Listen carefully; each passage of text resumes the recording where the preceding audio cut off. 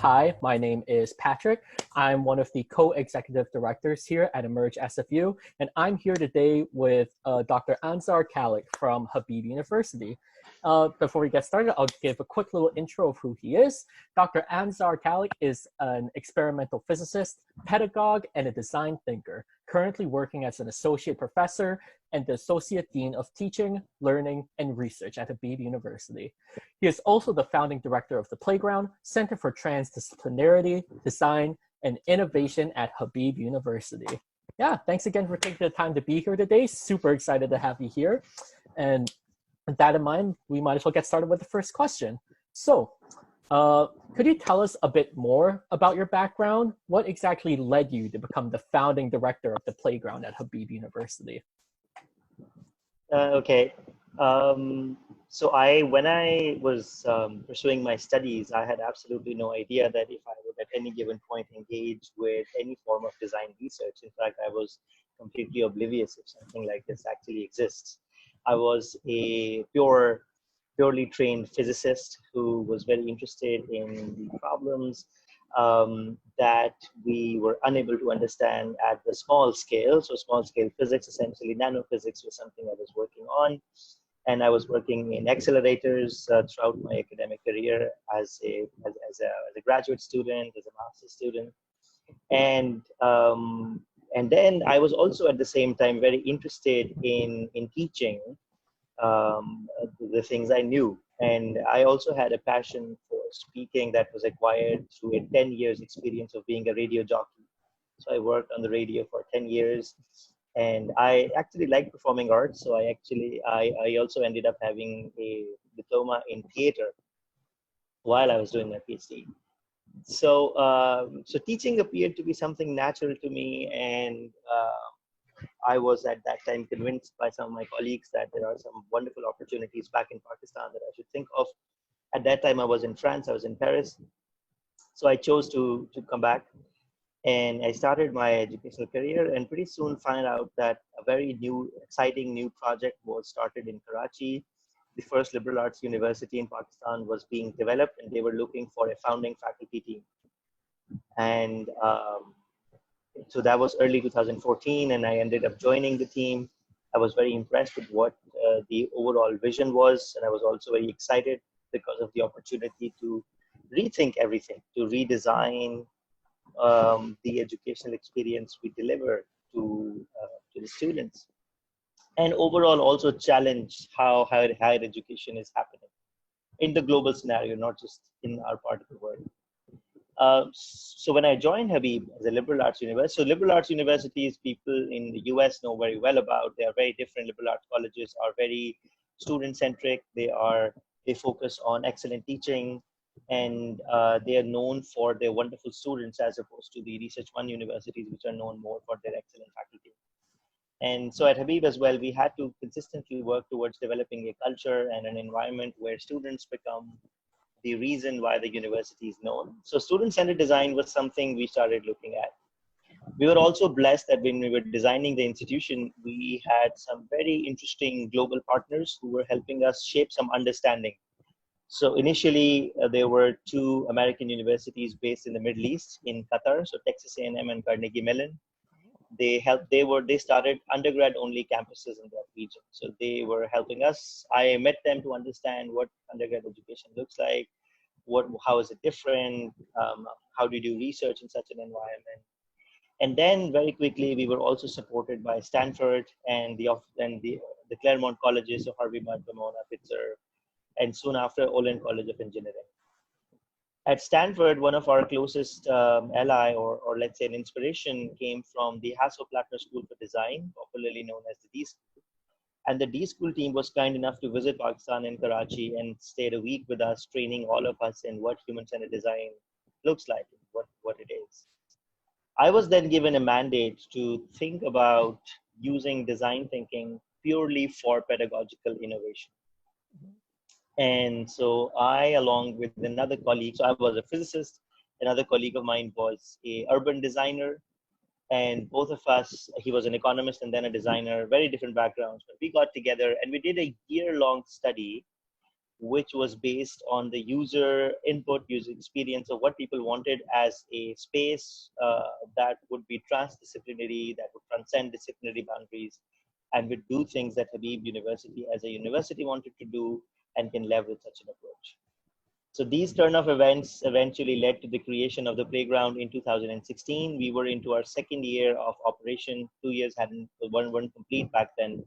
And what you see behind me as a background is a virtual background. It's one angle of the space that we actually built.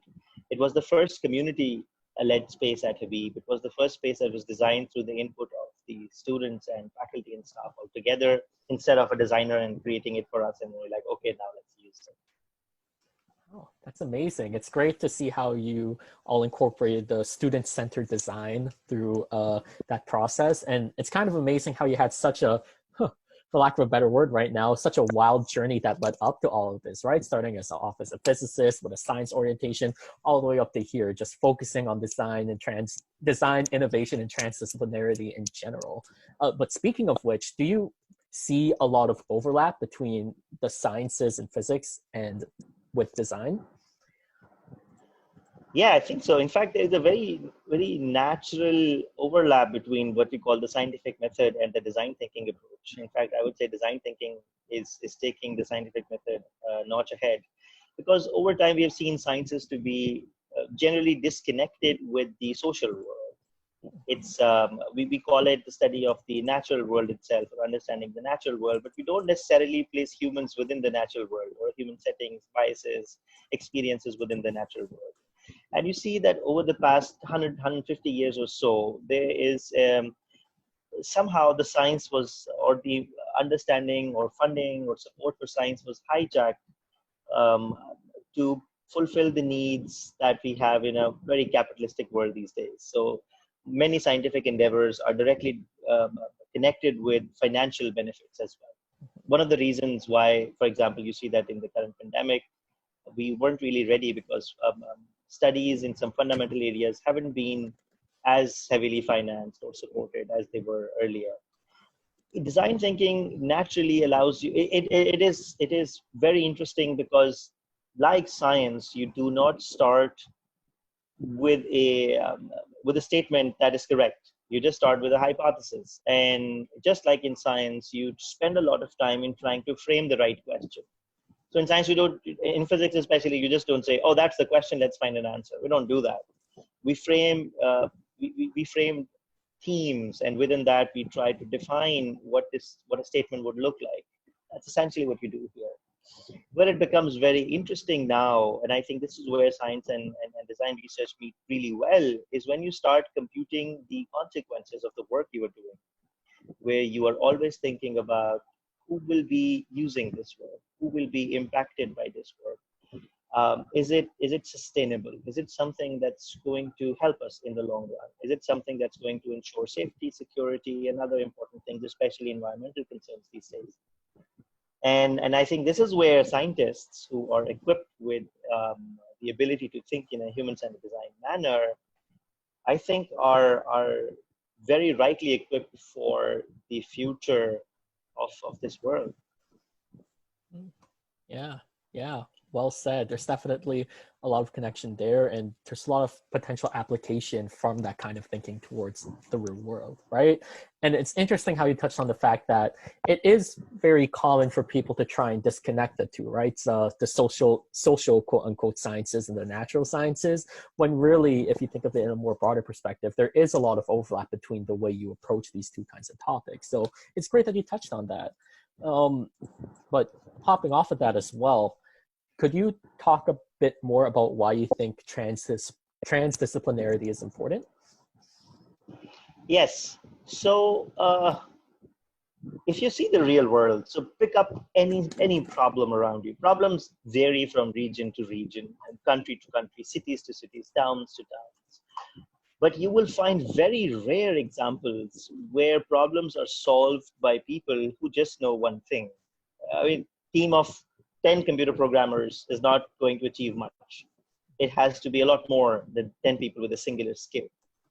And the real world consistently, and because the problems are also impacting people not from one area, they are impacting people in different domains, disciplines, and subjects.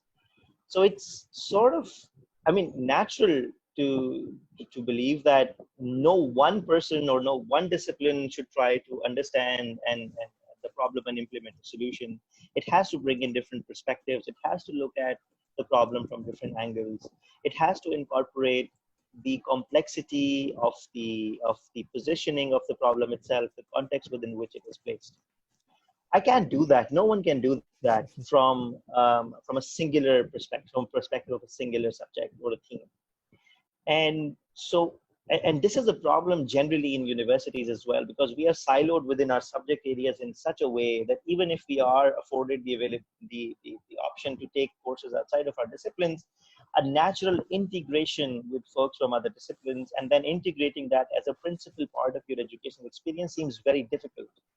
That's why most students working on their final year projects focus on some very disciplinary themes where they know that reliance on their singular skill is going to help them.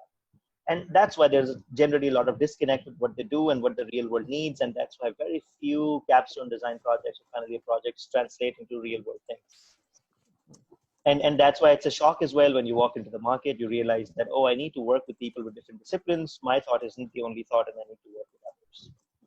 This was at the back of our mind as well. We were very young. We hadn't graduated anyone back then. We were a university that had no legacy. We could do anything we want. And the university infrastructure is designed in a way that there are no departmental buildings. Faculty places are designed in such a way that there are no subject faculty areas. We call them pods. Each pod has around 10 offices or 12 offices with a meeting area and a coffee space.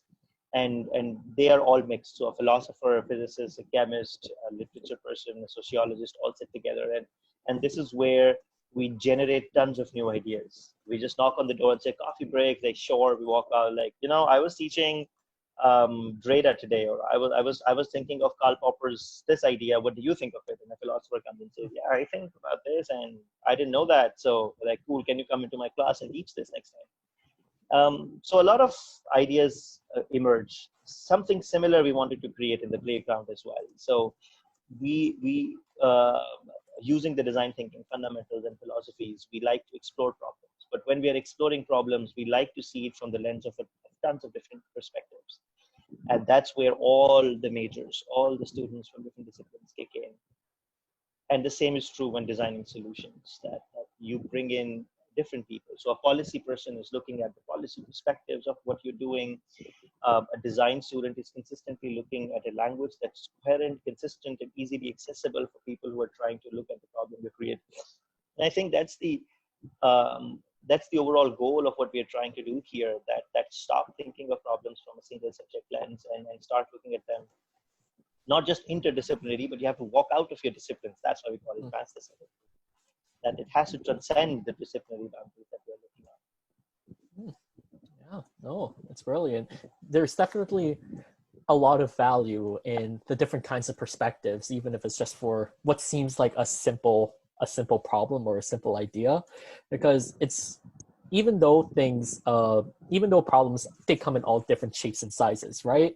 Like you said, it's very rare for a single problem to just be connected to one discipline. It's, dare I say, it's most likely impossible to find a problem where it's just related to one discipline, right? So there definitely is a lot of value for bringing in people from different backgrounds, different experiences to account for the complexity and the different contexts that problems can arise from. And it's great to see how lots of different places globally, I'd say, are starting to encourage that transdisciplinarity and interdisciplinarity mindset. Like, for example, the concept of pods that you're talking about, breaking down the idea of different departments, that's great. Even at our school, they're trying to build onto that idea of interdisciplinarity within our classes, even forcing students to go outside of their regular major in order to experience the different faculties and different concepts that the world has to provide. And yeah, it's crazy to think that still in some places, they have a very linear mindset of just learn the one topic, learn how to program computers and go, when there is a lot of value in going beyond just one area of expertise. But speaking of which, you did start off with the sciences, right? The physics, I believe what it was, nanotechnology, was it? That's correct. Yeah. So from that, could you touch a bit more about what exactly inspired you to go into exploring design? So it was mostly the experience of being a pedagogue. When I was starting to look at how to design experiences for education and teaching, I figured that one very important lens that was missing from our teaching approach was involving the students. Something that has never occurred. We're not trained to think like that, especially as academics. What we are taught to think like is, hey, here's a subject matter, you're really good at it right now, go and teach. And people find out their own ways. Teaching is still considered a very private affair, so you don't interfere in what the professor is doing, and that's why, irrespective of the place where you come from, so at your university, mine, or anywhere else, the teaching experience is very uneven.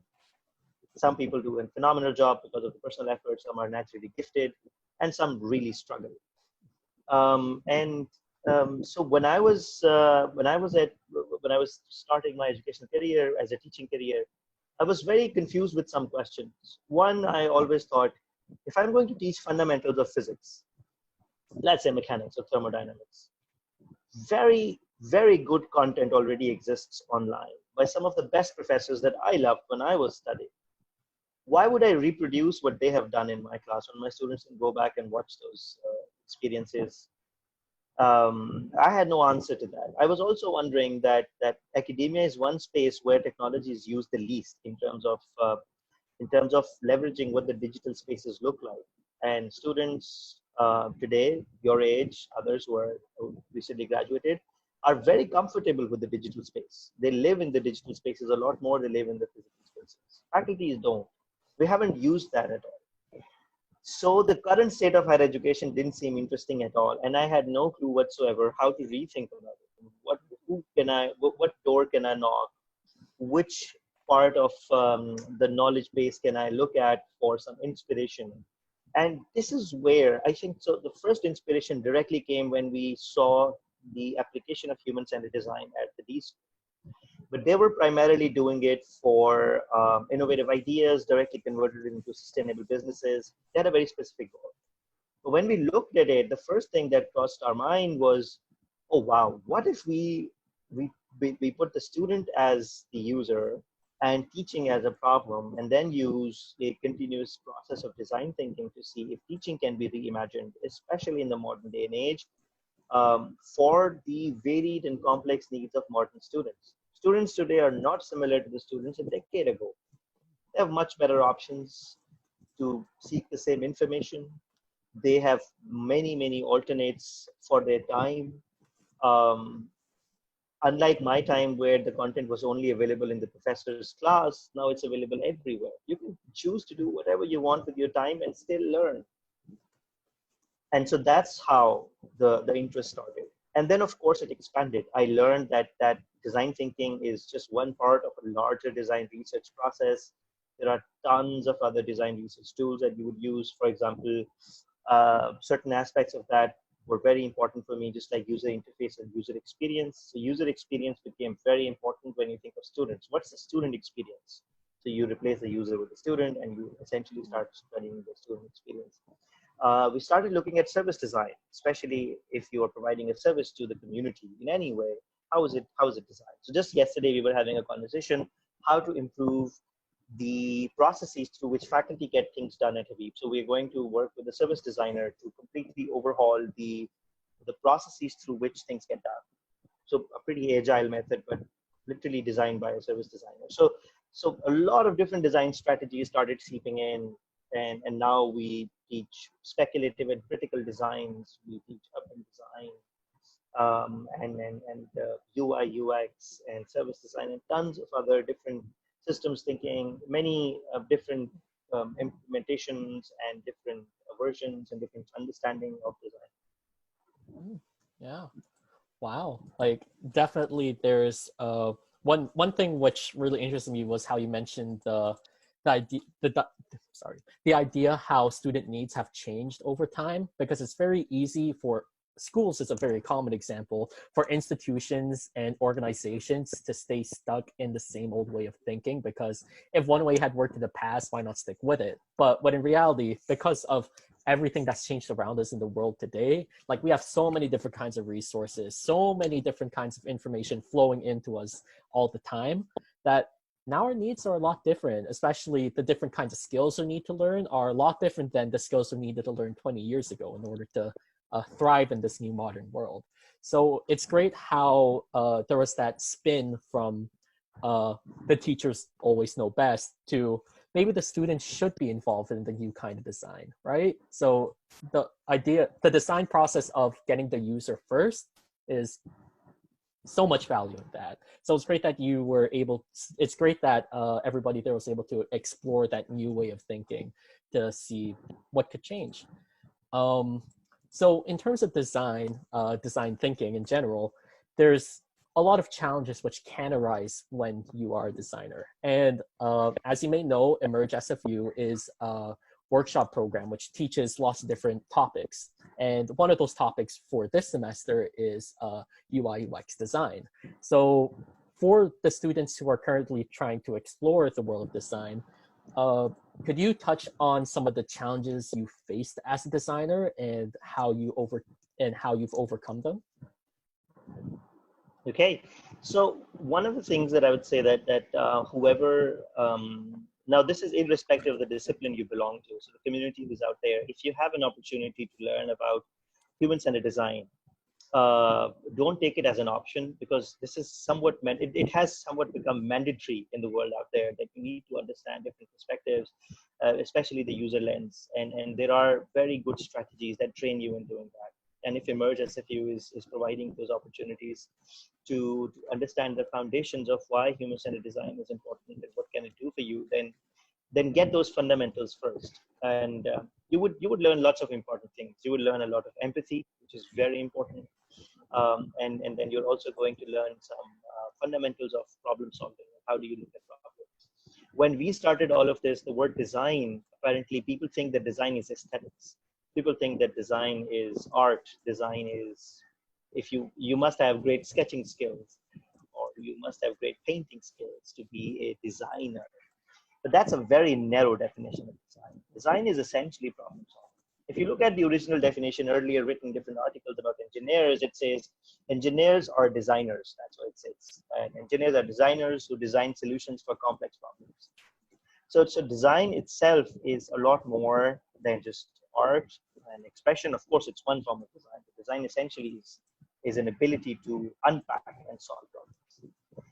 That was the first problem we faced, because folks in STEM generally think, oh, design is something that we are divorced for. We don't have to really look at it. Maybe it's someone from communication and design or arts and media that would come and look at it. But the good thing is that, I mean, we had an advantage. We were a smaller community. We could inspire people by design. People were working together so they would learn from each other. But larger communities can struggle in just disseminating the message of why design is so important, and it must be a mandatory part of your student experience and not an option. So at Habib University, it's a mandatory part of student experience. Everyone at Habib, we claim everyone is a design thinker. When they graduate, they know how to use fundamentals of design thinking to do important stuff. So this is one of the problems we face. Students still are more open because they understand different perspectives much more easily and quickly.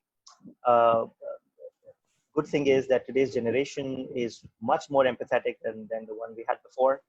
And so they're more inclusive. They're trying to be more inclusive. They're more, they critically understand the problems we live in.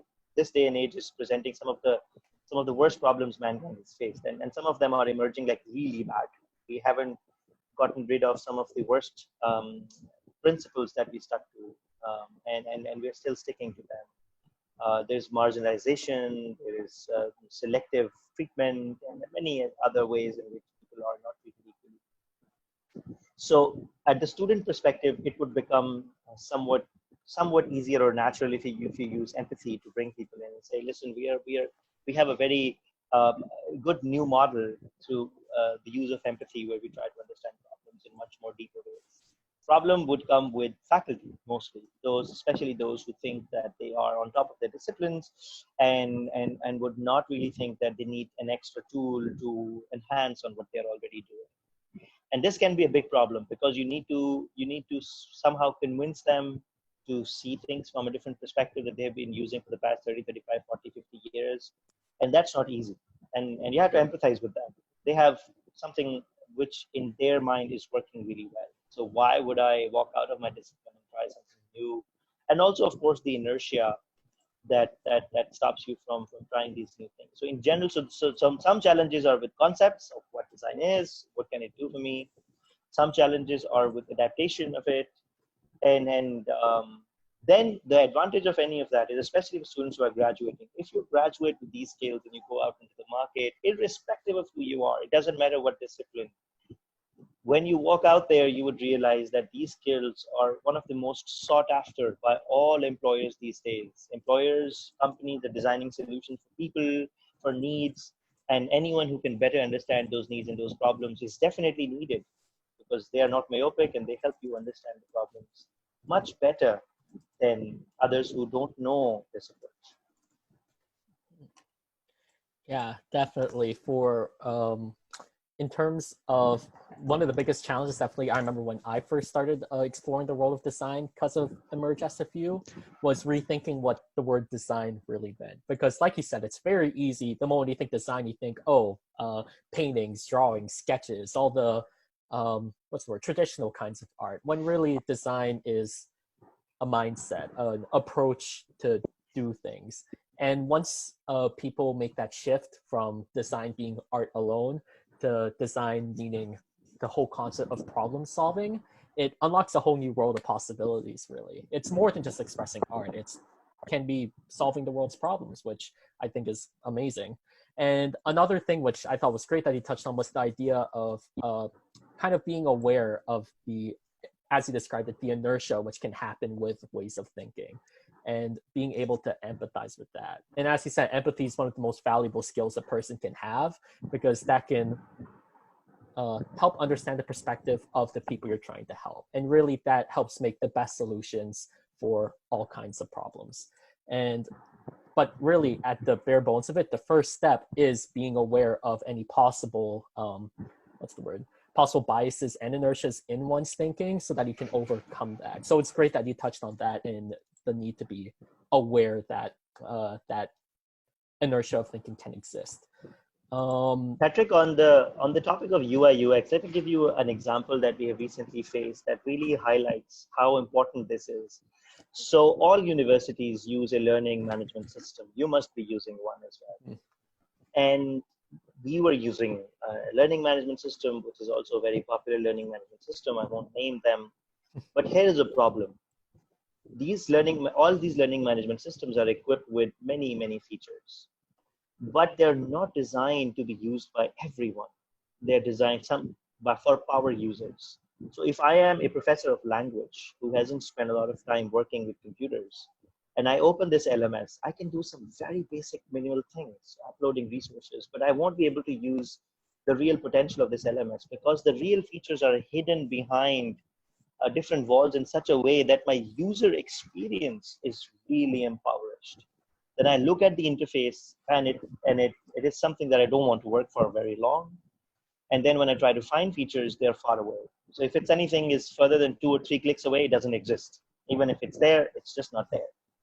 And so as a result, we ditched our 6 years old learning management system to buy a completely different LMS system on one major principle. The UI UX was much, much, much better. The same thing happened with COVID move. A lot of universities are acquiring very good video management platforms. So students are not randomly using YouTube or searching videos in random areas. You need good video management platforms. Again, UI UX was on top of the list. Give me a very clean UI, give me a very seamless user experience, and then I look into your product. If it's feature rich, but it feels complex and features are far away, no one's going to use it. I don't want to buy it for a selected group of faculty. We want it for everyone. This is just one small example in the academic world, how important this is. that how important the whole imagination of the user experience is. And if you don't imagine that, if you have no capacity to imagine that, there's no product, whether it's an email or an essay or a physical product or a digital product that you're designing, it won't have much appeal. It won't live very long if it's not designed from this perspective. Yeah, that's a great example. And I'm sure a lot of students who are watching this can relate to the challenges of having of a course management, education management system, which isn't tailored towards user needs, isn't optimized for its UI UX design. And it's incredible to think that for certain programs which are out there, it's very easy to see how they've shifted their priorities from UI UX design to features, when really UI UX design can be the make or break variable for the value of a product.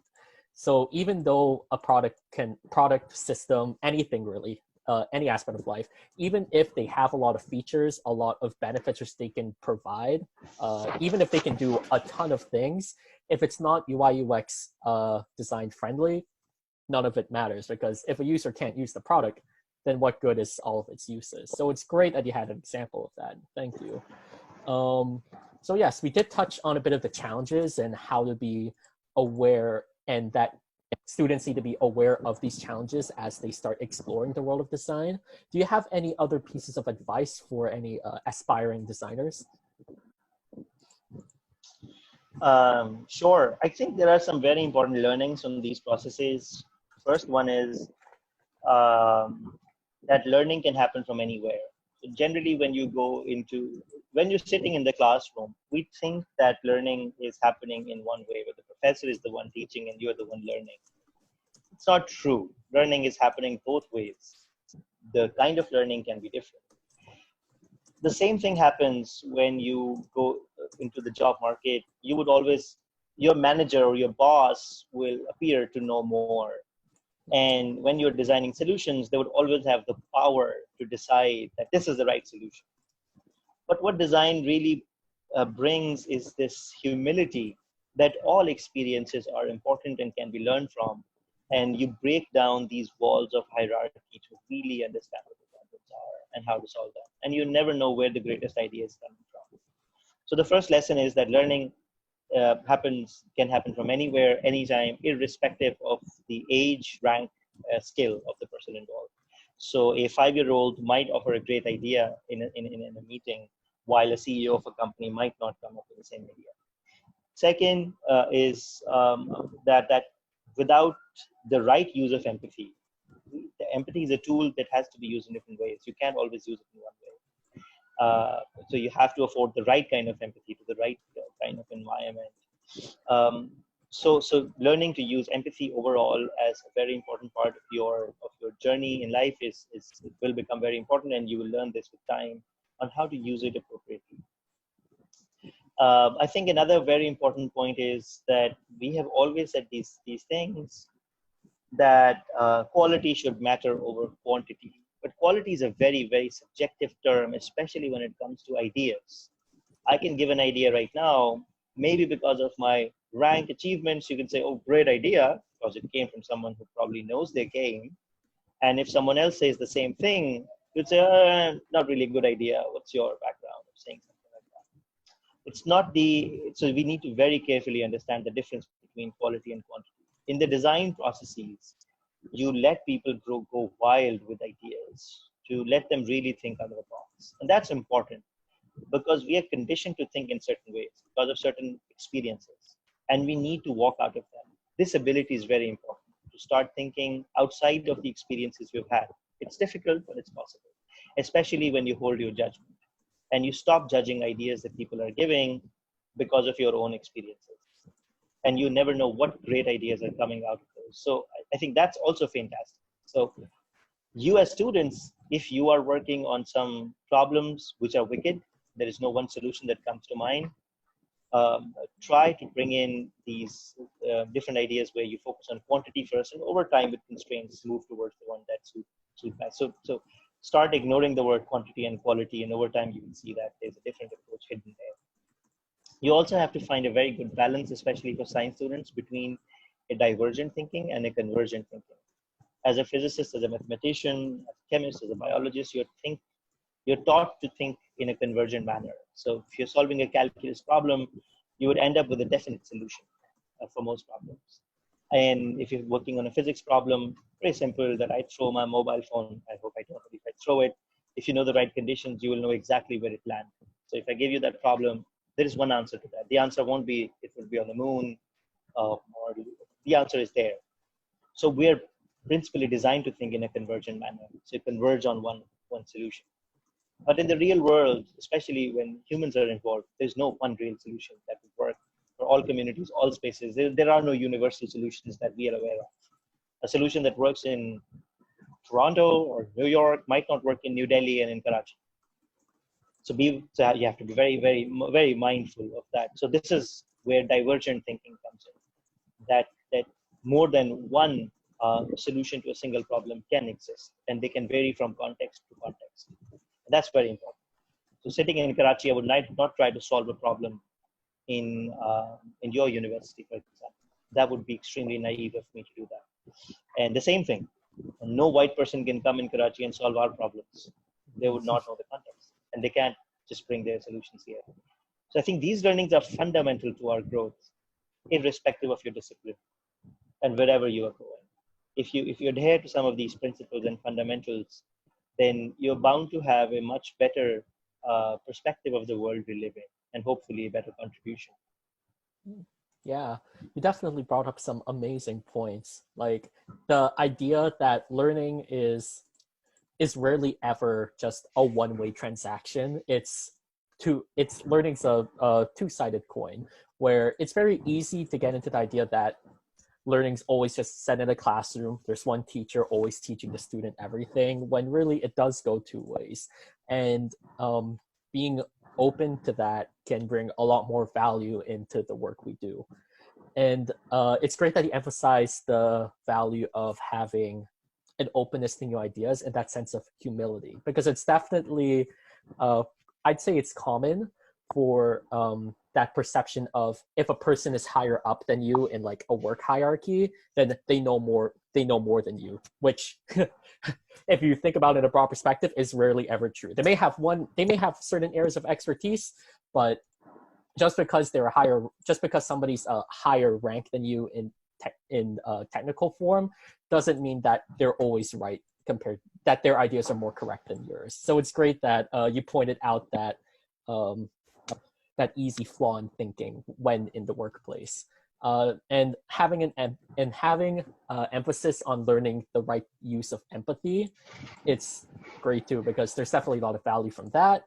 And it's really interesting how you touched on the idea of separating the ideas of quality over quantity, like kind of breaking down that idea, seeing that sometimes, especially if it is, like you said, a wicked problem which doesn't seem to have a solution, stepping away from the typical idea of convergent thinking, where there's always one answer, that new idea where maybe there is more than one solution that exists. So yeah, those are some great pieces of advice which you touched on. Thank you.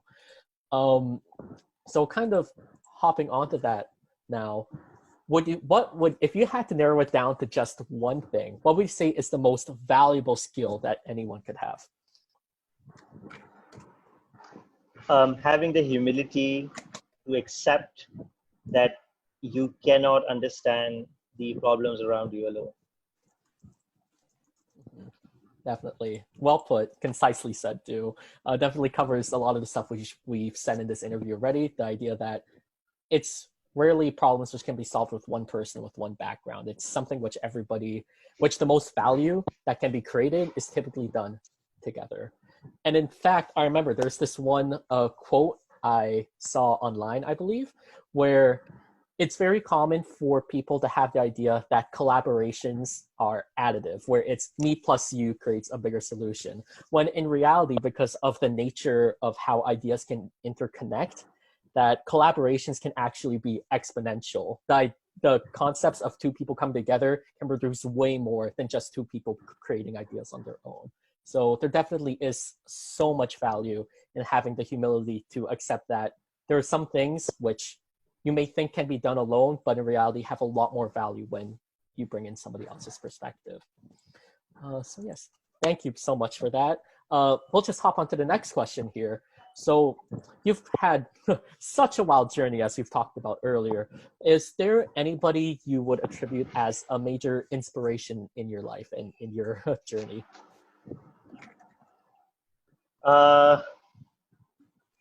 That's unfortunate that I don't have an answer to that.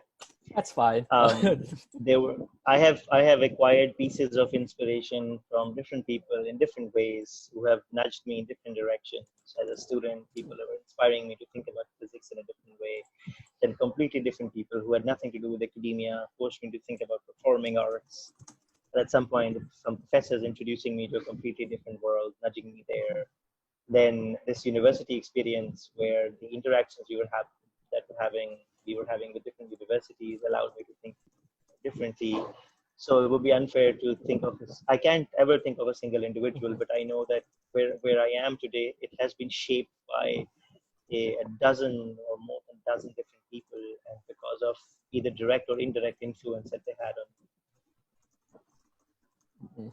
I actually agree. It's very easy for people to be trapped into the idea where one person makes the one change in your life which you needed to become who you are today, when in reality, a lot of the growth which people experience is a combination of all the different interactions in their life, whether big or small.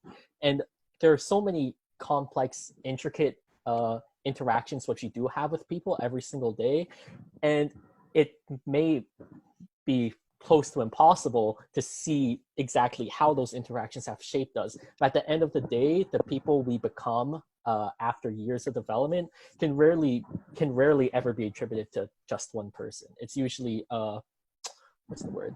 It's typically a plethora of people just coming together and helping you build who you become. So yeah, no, it's great that you kind of shifted the question a bit. I love that. Right. Let's hop on to another question here.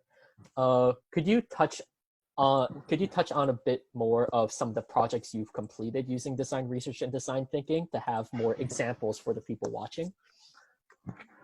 Oh, let me think of the ones which seem more relevant. So our first project was, as I said, using design thinking for any pedagogical innovation. So we did come up with a wonderful version of our student-centered design workshops where the courses that went through that design workshop completely changed, pivoted. We made great user personas, student personas. We compared to what we believe students are to what the students actually are. So around 20 courses already shifted to a very different version of themselves because of this. So I really appreciate these projects because then they have the most lasting impact. That how you teach.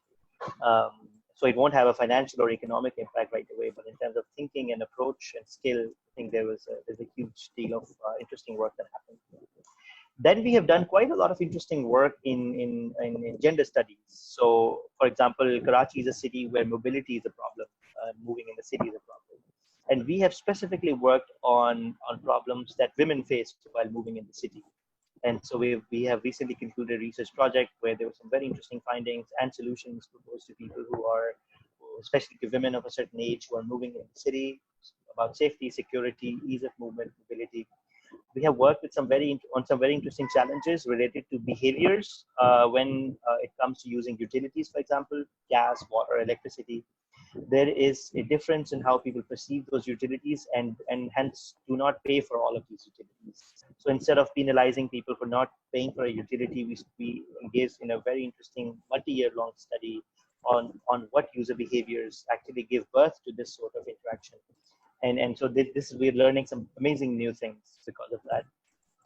As we have also directly impacted the way we were assuming our connections with the industry. So we have created around 14 different mobility solutions in the city. We have worked on very interesting weather pattern identification designs in the city that again came through a very interesting understanding of the city, where should go, what we're looking at. And I think one of the most interesting impacts so these are some standalone projects. There are quite a lot of others as well in which we're doing. So health, education, food, three of them we have touched, and mobility we have touched very clearly. Then an indirect impact is that our students, when our first batch graduated, they were electrical engineers, computer scientists, policy designers, policy students, and design students. Irrespective of where they came from, around the same time, Karachi was seeing a surge in the need of human-centered designers, and many of our electrical engineers started working in banks in their interaction design teams, which is very different. It's something you don't think an engineer would do right away after, especially becoming an electrical engineer. So it was really nice to see them pivot and use the skill that we taught them.